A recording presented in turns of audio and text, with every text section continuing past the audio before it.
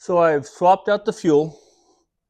I've taken apart the carburetor and I've cleaned it somewhat.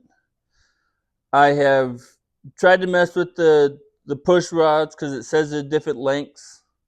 I was worried about installing them backwards, so I've flipped them back over. We've tried to turn it over, try to get it running. It's backfiring out of here and shooting flames out of the intake. So now I'm going to actually take this apart, soak it in a carburetor cleaner, and see if that'll fix the fuel issue. I don't know. It might not. What? So we're gonna shut the fuel off here. Fuel valve. That's the fuel filter, of course. So I've got an 11mm socket. I'm gonna pop off these two bolts.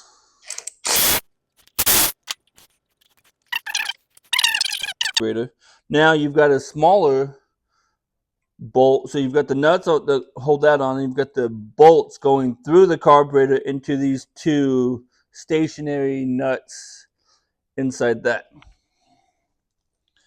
So go with the 10mm.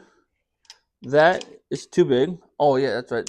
That is I believe is an 8mm. So let's just go get that. Got those bolts loose, but I got to remove the fuel line real quick. So pop the fuel line out. Maybe. We had it off yesterday, so it should come up pretty good. Yep, there it goes. Okay. So kind of run this over here. Hopefully we could. Oh, nope. No, we didn't prevent fuel leakage. Okay, run that right there. And go ahead, unplug it. Key is off. I should remove the key.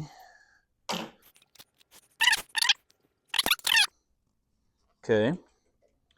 Now we'll take this off. Took off the cable, or not the cable, the line for the choke. That's not coming out very easy. There it goes. That was a throttle. Okay.